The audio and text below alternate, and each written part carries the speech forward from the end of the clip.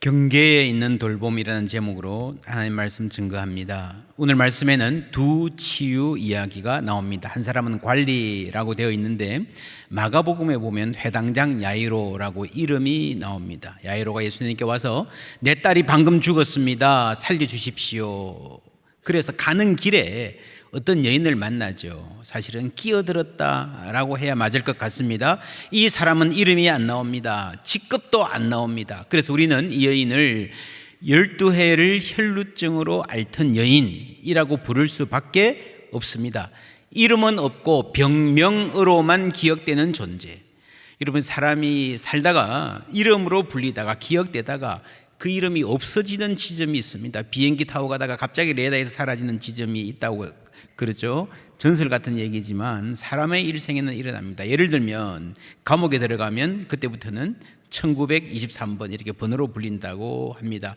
병원에 가도 이름은 있지만 병명으로만 기억되고 인식되는 경우 존재의 단절입니다. 그게 고립이라고 하는 겁니다. 이 회당장의 딸은, 야이로의 딸은 아팠고 죽었지만 그래도 둘러서서 슬퍼해주는 사람이 있었습니다.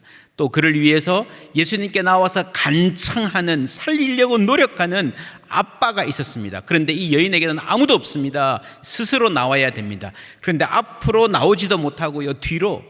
여러분, 혈루증은 계속 피를 흘리는 병이기 때문에 구약의 율법에 의하면, 그리고 당시 문화에 의하면요, 누군가에게 가까이 가는 것 자체가 폐가 되는 존재인 거예요. 의학적으로 격리되었을 뿐 아니라 사회적으로 고립되어 있는, 종교적으로 낙인 찍혀 있는 존재입니다.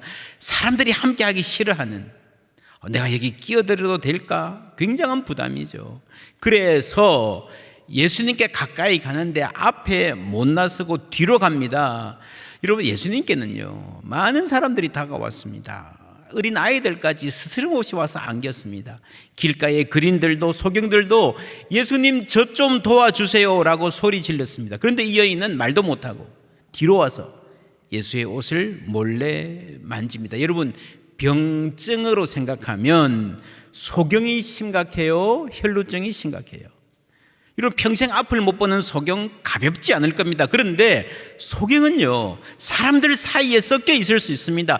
다가갈 수 있습니다. 나 힘들어요, 좀 도와주세요 라고 소리도 지를 수 있어요.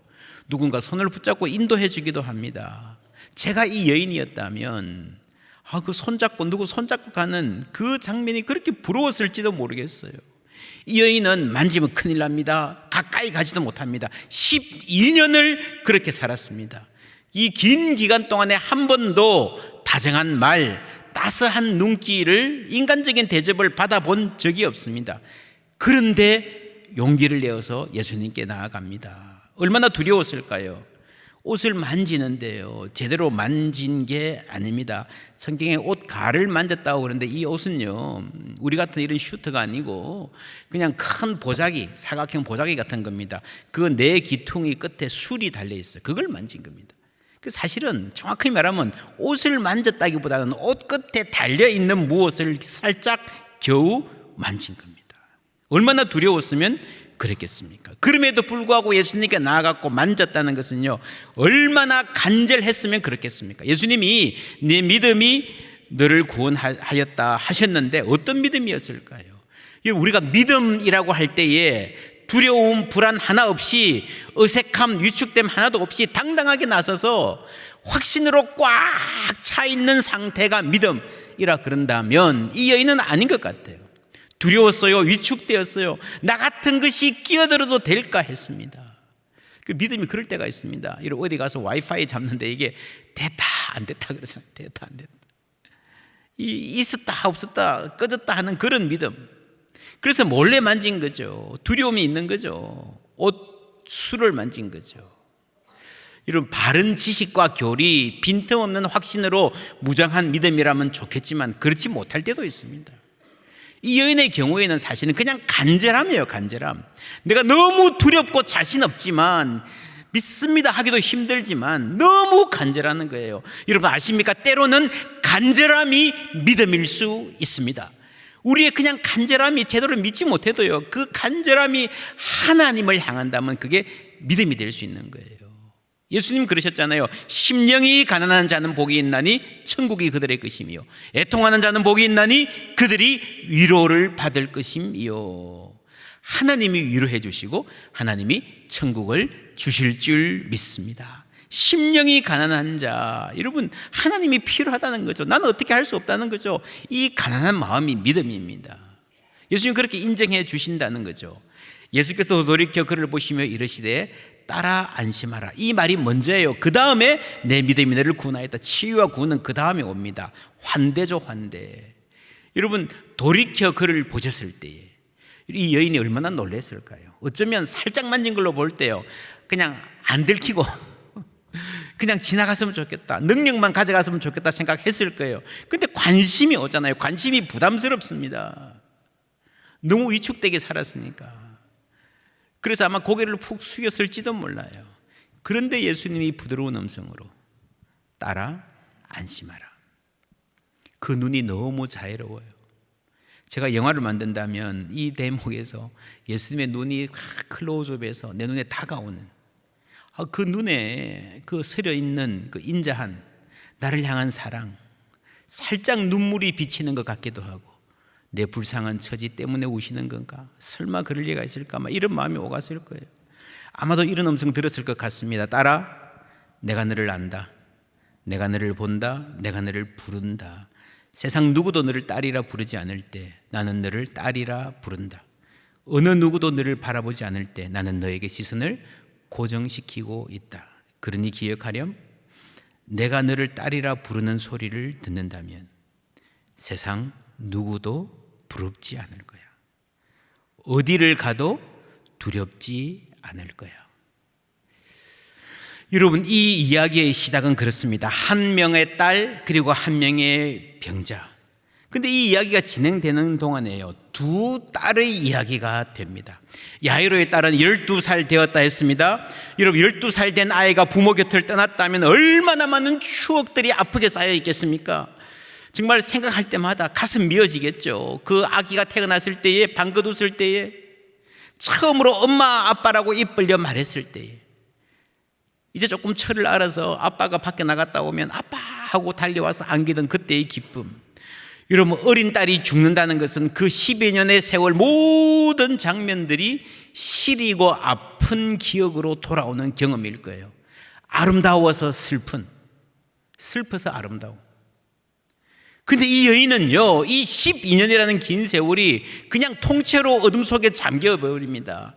아름다운 슬픔, 그런 기억에 조각조차 없어요. 어느 날 어느 구석에서 잠들었다가 일어나지 못한다 해도 누구도 알아채 주는 사람이 없을 그런 삶이었습니다. 그런데 예수님은 이 여인을 바라보십니다. 딸이라 불러주십니다. 두 딸의 이야기가 되는 거예요. 여러분, 귀한 집에서 고이 큰 딸, 많은 사람들이 기대하고 예뻐해주고 박수치는, 어려운 일을 생각하면 걱정해주는, 만져주는 그 딸과 아무도 관심 가져주지 않던 이 여인이 하나님 보시기에는 똑같이 소중한 생명, 똑같이 소중한 딸이라는 말씀입니다. 내가 연약할수록 더욱 귀히 여기사. 할렐루야.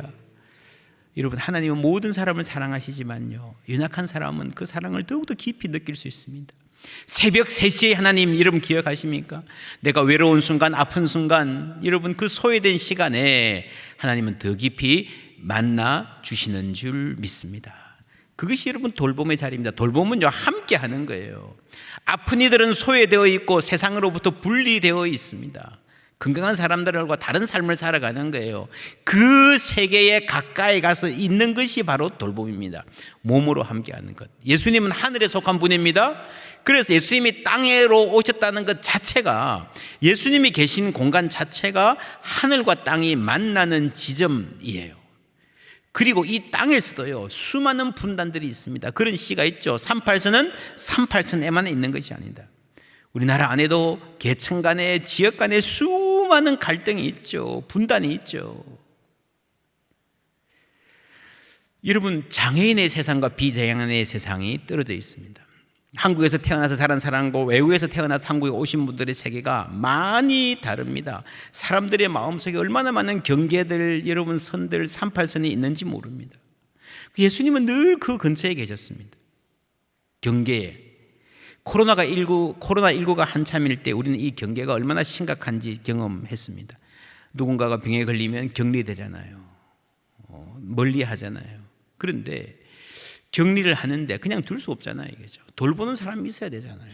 그때 의사 간호사들의 수고를 우리가 잘 기억합니다. 방호복을 입고 위험한 자리에 함께 갑니다. 그 방호복 밖에는요, 지금 위험한 세계고 이 안에는 안전한 세계, 얼마나 여러분 날카로운 경계입니까?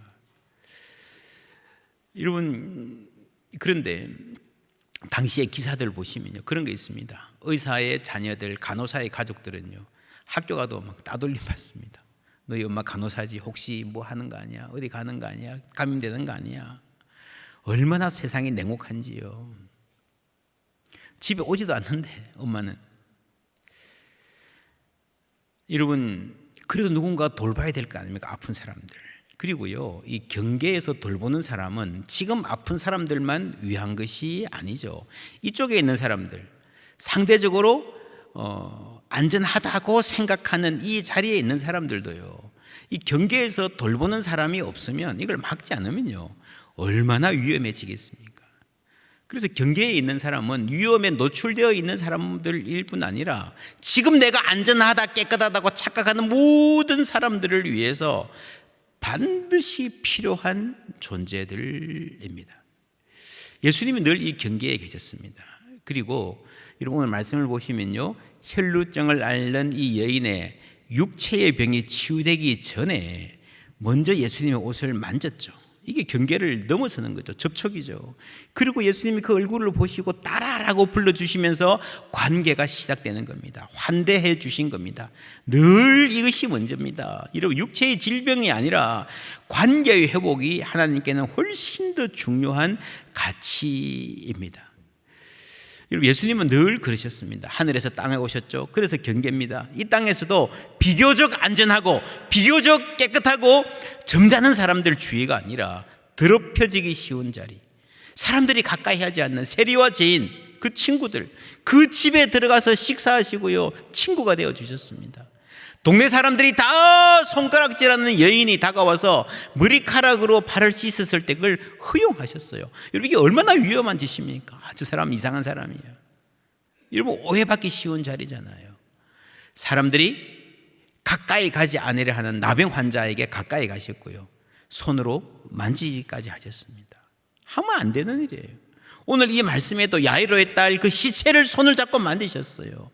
우리는 그냥 그런가 보다 하지만 유대인들로서는 상상도 못하는 일입니다. 산자와 죽은 자의 경계예요. 죽은 시체를 만지면 부정하게 되어서, 여러분 코로나 때 경험해 보셨잖아요. 격리돼야 됩니다. 이 모든 인간과 인간의 벽을 허무시는 게 하나님의 뜻입니다. 그래서 예수님은 경계에 서신 거예요. 그런데 우리의 삶의 경험은 이러한 경계들이 일거에 허물어지지 않고 온존하고 있는, 남아있는 상황을 봅니다. 그래서 우리는 그러나 아직 아니, 중간 시대를 살아가는 거예요. 여러분, 몇 주 전에 평등에 대한 말씀했던 거 기억하십니까? 성경은 평등한 사회를 지향해요. 하나님 나라가 온전히 임하면 모두가 평등하게 살 거예요. 그러나 이 땅에서는 끊임없는 불평등과 박탈과 차별이 있는 거예요. 우리가 어떻게 살아야 됩니까? 조금이라도 더 가진 사람이 덜 가진 사람을 배려할 수밖에 없습니다. 여러분, 혐오와 배제도 마찬가지예요. 고려대학교 보건과학대학 김성섭 교수가 쓴 아픔이 길이 되려면, 아주 유명한 책이기 때문에 많은 분들이 읽으셨을 거예요. 이 책을 보면 사람이 차별을 계속 받아오면요, 그 서름과 스트레스가 몸에 새겨진다는 거예요. 질병으로 나타난다는 거예요. 그래서 많은 사람들의 질병을 거슬러 올라가 보면 삶의 이야기가 있습니다. 그 차별의 역사가 있는 거예요. 이 배제의 역사가 있는 거예요. 물론 이 책에서 다양한 사회적 해법을 말하는데 모두가 동의할 수는 없는 부분이 있지만, 이 책에서 말하는 이 고민의 자세는 우리가 배울 만합니다. 혐오와 배제의 비가 막 쏟아지는데 그 비를, 폭우를 고스란히 다 막고 있는 불쌍한 사람들이 있잖아요. 우리가 힘을 합해서 그러지 마세요, 이분들 소외시키지 마세요 라고 말해야 되는데, 그렇게 말하고 싶지만 내 힘은 부족하고 이 사회는 너무 완고하고 내 목소리는 너무 작아요.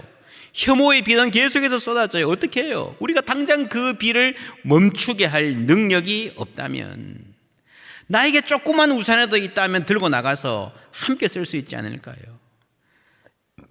비가 많이 내리면 내 옷도 젖잖아요. 나도 맞아요. 어쩌면 폭우가 심하게 쳐서 우산이 날아가 버릴 수도 있습니다. 그래서 함께 비를 맞아 주어야 할 때가 있다는 거예요.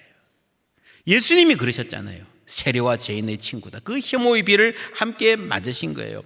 왜 그런 사람 가까이 하냐, 그런 오해와 비난 들으셔야 했습니다. 나병 환자를 만져주고 시체까지 만지면서 살리셨어요. 여러분, 그렇게 예수님이 살다 보니까요, 그 혐오가, 그 오해가 쌓여서 그 의심들이 모여가지고 예수님을 향해서 혐오의 화살이 막 날아옵니다.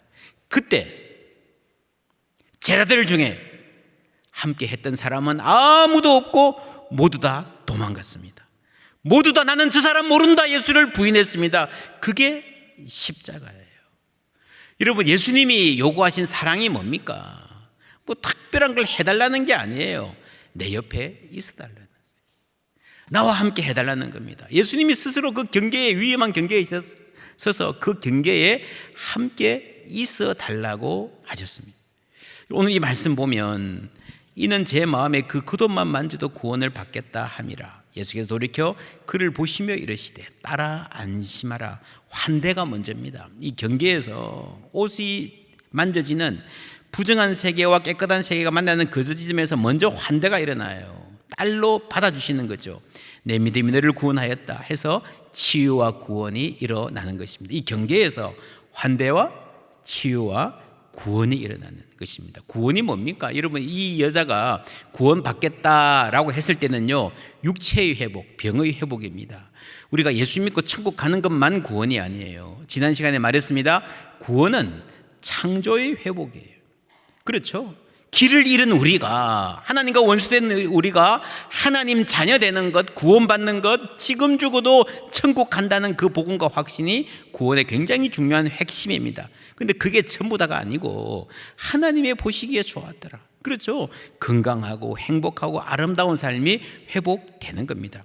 육체의 병만 회복되는 것이 아니라 마음의 병, 우리가 갖는 위축감, 열등감, 이런 것들이 다 회복되는 게 회복이고 구원이에요. 그리고 이 사회가 바로 되는 것, 사회적 소외가 이제 줄어드는 것, 그리고 그 구원을 위해서 만물을 다스리라, 만물을 잘 돌보라. 회복은 거기까지 함께 가는 거예요. 우리가 돌봄의 사명을 받는 것까지가 전부 다 하나님의 구원에 포함되는 것입니다.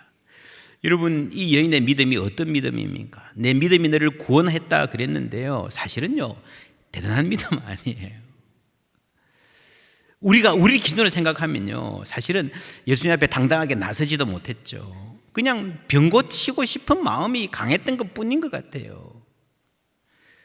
그리고 사실 오늘날 사람들의 기준으로 보면요, 약간 미신적인 면마저 있습니다.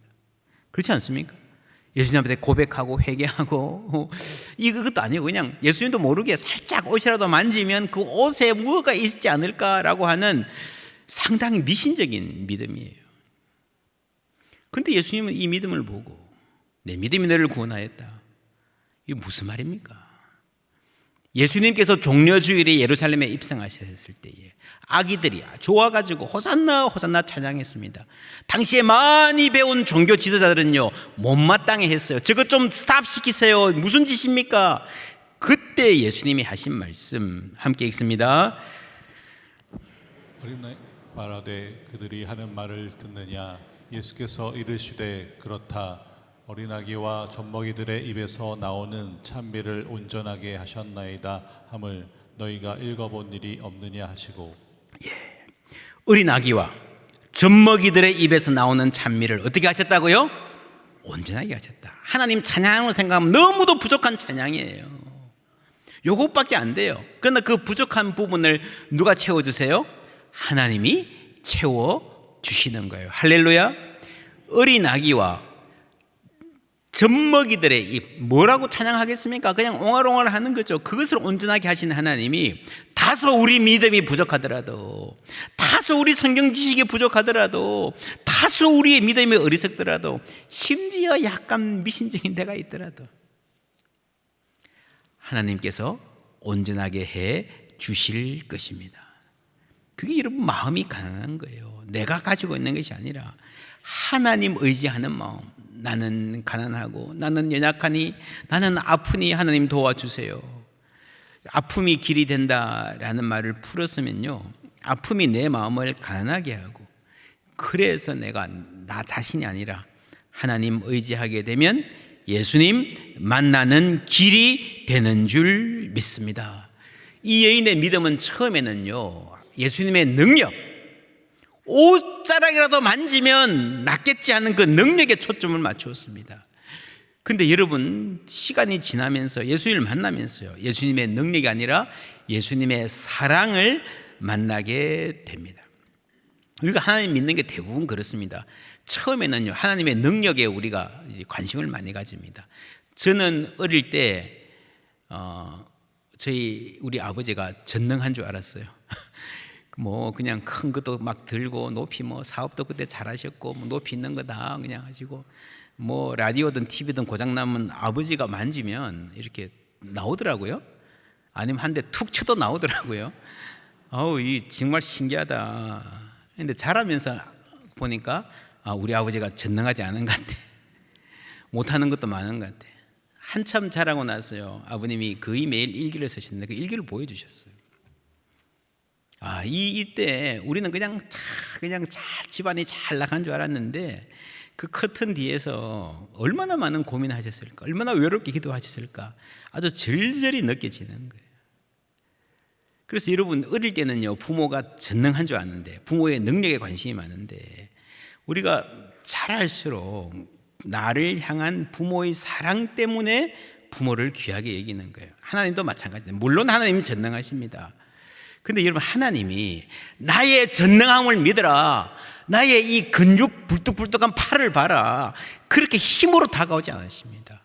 언제나 하나님이 다가오시는 복음의 핵심은 십자가에 있잖아요. 하나님의 약하심에 있잖아요. 고난 가운데 그 고난을 통해서 정말 우리를 사랑하시는 분으로 우리에게 다가오시는 줄 믿습니다. 능력의 하나님 물론 소중하지만, 여러분, 복음의 핵심은 언제나 전능하신 능력의 팔뚝 굵은 하나님이 아니라 십자가의 하나님이신 거예요. 그 십자가의 복음, 히브리서는 이렇게 설명합니다. 함께 읽습니다. 그러므로 예수도 자기 피로써 백성을 거룩하게 하려고 성문 밖에서 고난을 받으셨느니라. 그런즉 우리도 그의 체욕을 짊어지고 영문 밖으로 그에게 나아가자.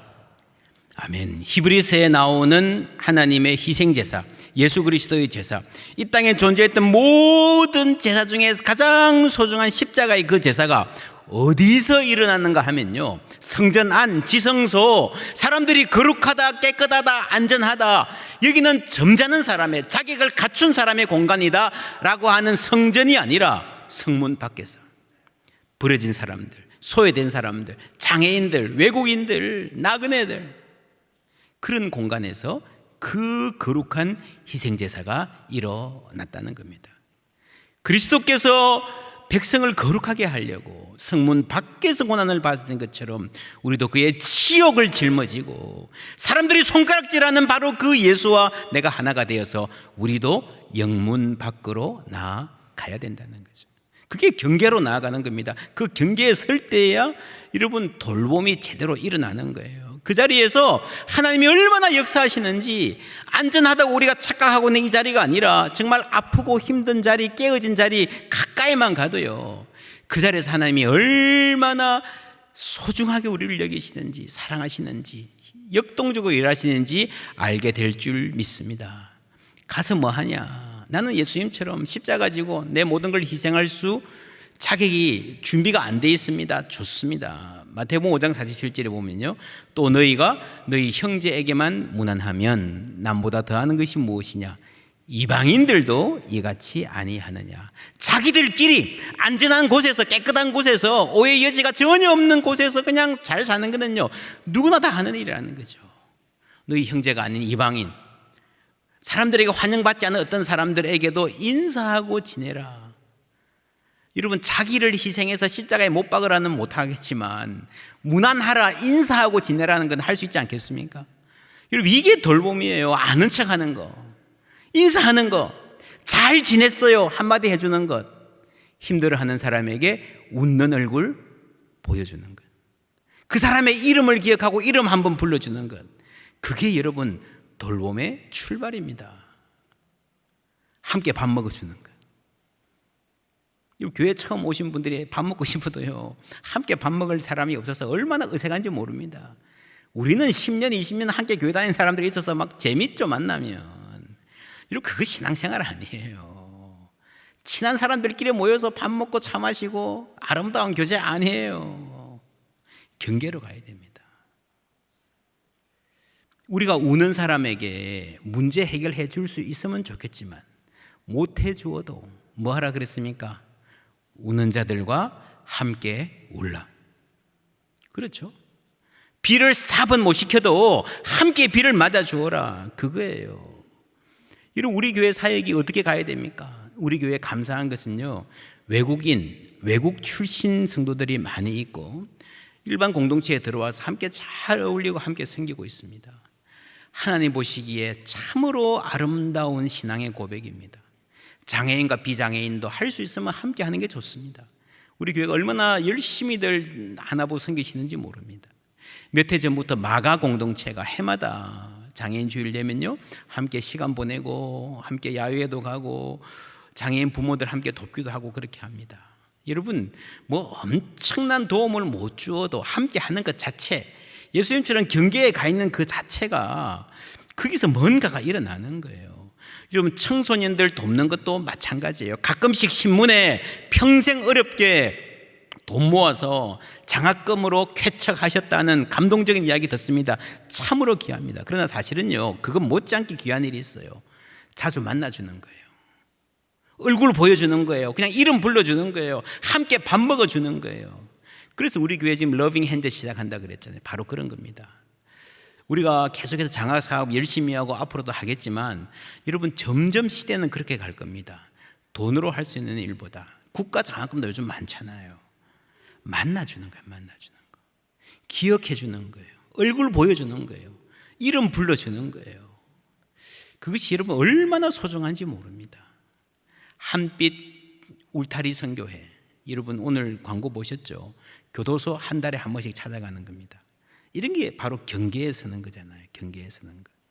여러분, 이 사회가 앞으로 굉장히 많이 변해갈 겁니다. 너무 혼란스럽습니다. 지금 당장 다음 주에 한국 사회가 어떻게 될지 너무너무 혼란스러운 시대를 살고 있습니다. 여러분, 2해 전에 아카데미상 7개나 받은 영화가 있습니다. Everything, Everywhere, All at Once. 굉장히 많은 일들이요, 많은 곳에서 all at once, 한목에 일어나는 거예요. 이 영화 보면요, 아마 여러분 90%는 굉장히 재미없고 무슨 말인지 모르겠다 하는 영화예요. 너무 이상한 영화예요, 사실 우리가 보기는. 근데 여러분, 재밌게 이 영화가 아카데미상 7개 받았고요, 세계 영화 사상 주요 시상식에서 가장 상 많이 받은 영화입니다. 160개. 이전의 기록이 뭔지 아세요? 반지의 제왕 101개 101개를 160개로 늘렸던, 정말 뭐 하여튼 영화 하는 사람들은 굉장히 높이 평가하는 영화인 것 같아요. 별로 재미는 없는데 굉장히 혼란스러운 영화예요. 보면 그냥 뭐 정신이 왔다 갔다 하는 영화입니다. 근데 이 영화에 이런 말이 나옵니다. 혼란스럽고 무슨 일이 벌어지고 있는지 모를 때 일수록 서로에게 어떻게 해야 된다? 다정해야 된다.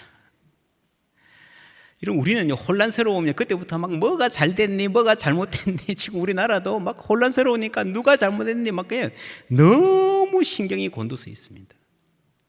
근데 여러분, 뭔가 잘 모를 때, 따지기 이전에 상황 파악도 잘 안 될 때, 여러분 그럴 때가 있잖아요. 앞으로 세상이 그렇게 될 겁니다. AI가 한 주 단위로 얼마나 기술이 빨리 바뀌는지 지난 한 주간에도 막 여러분 난리가 났었습니다. AI로 막 그림 그리고 다들 세계가 난리가 났었어요. 한국의 정치와 경제가 얼마나 불안하고 혼란스럽습니까? 우리가 이제 어떻게 될지 다 예측할 수도 없고 파악할 수도 없습니다. 그럴 때일수록 뭐 해야 된다고요? 서로에게 다정해야 된다. 이런 그런 나라는 살아남을 거예요. 우리 가정도 마찬가지입니다. 이거 어떻게 해야 되지? 혼란스러울 때 있잖아요. 막막할 때 있잖아요. 그럴 때 어떻게 하라고요? 서로 다정해야 된다. 여러분 잊지 마십시오. 가정에 어려움이 닥칠수록 다 힘들거든요. 다 불안하거든요. 다 죽고 싶거든요. 그럴 때일수록 서로 다정할 수 있는 그 힘을 예수님이 주시는 줄 믿습니다. 따라 안심하라. 그 음성 오늘 주님께서 우리에게 우리 마음 깊이 들려주시기를 주님의 이름으로 축원합니다. 그 사랑 의지하여 서로에게 다정할 수 있는 기꺼이 경계로 나아가 머무는 우리 모두 되기를 주님의 이름으로 축원합니다.